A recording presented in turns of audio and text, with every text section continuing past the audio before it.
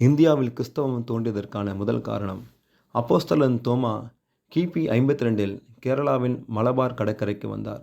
தோமாவின் வருகையினாலும் அவரின் ஊழியத்தினாலும் இந்தியாவின் பல பகுதிகளில் மத மாற்றங்கள் ஏற்பட்டன. முக்கியமாக விளிம்பு நிலை குழுக்கள், அதாவது தலித் மற்றும் பழங்குடி மக்கள், அவர்கள் கிறிஸ்தவத்தை கண்ணியம், கல்வி மற்றும் சமூக மேம்பாட்டிற்கான பாதையாக கண்டனர். இது ஏற்கனவே உள்ள ஜாதி படிநிலைகளுக்கு சவால் விடுத்தது.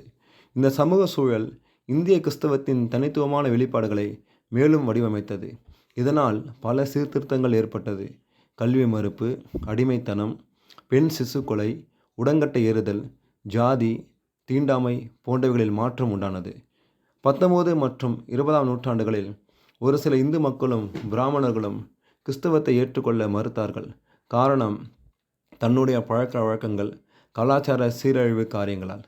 17ஆம் நூற்றாண்டில் ராபர்டோ டி நோபிலி அவர்கள் கிறிஸ்தவத்தின் சுதேசமயமாக்கல் என்ற கொள்கையை கொண்டு வந்தார். அதாவது கிறிஸ்தவத்தை அவர்கள் முறைமையின்படி, பழக்க வழக்கங்களின்படி, கலாச்சாரத்தின்படி அப்படியே ஏற்றுக்கொள்ளுதல், கிறிஸ்துவையும் வணங்குவது, புறஜாதிகள் முறைமையும் செய்வது போன்ற காரியங்களால்.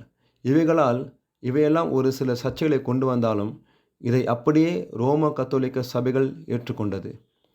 இவைகளால் கிறிஸ்துவ வாழ்க்கைக்கு, ஆவிக்குரிய ஜீவத்திற்கு ஒரு பிரயோஜனமும் இல்லை. ஆகவே இது ஒரு தோல்வியடைந்த கிறிஸ்தவம். இந்த வழிமுறையை இன்றைக்கு ரோம கத்தோலிக்க ஐக்கியத்தை சார்ந்தவர்கள் பின்பற்றுகிறார்கள். ஆனால் அது சரியான வழிபாடு அல்ல. அது தேவனுக்கு பிரியமில்லாத விக்கிரக ஆராதனை. எப்படியெனில் பொங்கல் பண்டிகை கொண்டாடுவது, தீபாவளி பண்டிகை கொண்டாடுவது, சிலை வணக்கம் செய்வது போன்றவை.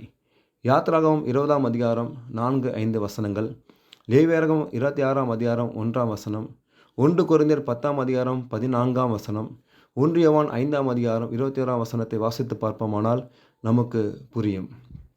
சங்கீதம் 115 4-8 வசனங்களை வாசித்து பார்த்தால் அவர்களின் விக்கிரகங்கள் வெள்ளியும் பொன்னும், மனுஷர் கை வேலைப்பாடு எழுதப்பட்டிருக்கிறது. கையினால் செய்யப்பட்டு வணங்குகிற எல்லாமே விக்கிரக ஆராதனை தான். இரண்டாவதாக, கிறிஸ்தவர்கள் பொங்கல் பண்டிகையை கொண்டாடலாமா, கொண்டாடக்கூடாதா? ஒரு கிறிஸ்தவ வாழ்க்கை இன்னொரு சக மனிதனின் விசுவாசத்தை நான் செய்யும் காரியங்களால், அதாவது பொங்கல், தீபாவளி போன்ற கர்த்தருக்கு பிரியமில்லாத காரியம் செய்வதனால் பாதிக்கப்படுமானால், விசுவாச குறைவு ஏற்படுமானால், நான் கிறிஸ்தவளே அல்ல, என் ஜீவியமும் கிறிஸ்தவ ஜீவியம் அல்ல. நன்றி செலுத்துவது வேறு, விக்கிரக ஆராதனை வேறு. ஜெபத்தினால், நமது சொற்களினால் தேவனுக்கு நன்றி செலுத்தலாம். மனிதன் ஒரு காரியத்தை செய்து அதன் மூலமாய் கர்த்தருக்கென்று கொடுப்பது, அதாவது ஏழைகளுக்கு உதவுவது, ஒன்றுமில்லாதவர்களுக்கு உதவுவது போன்ற காரியங்களை செய்வது கர்த்தருக்கு நன்றி செலுத்துவதற்கு உதாரணமாக தோன்றும். ஆனால் மனிதன் கையினால் ஒரு காரியத்தை, விக்கிரகத்தை செய்து அதை கடவுளுக்கென்று படைப்பது, அதை வைத்து வணங்குவது என்பது விக்கிரக ஆராதனைக்கு சமம். இப்படி செய்யக்கூடாது.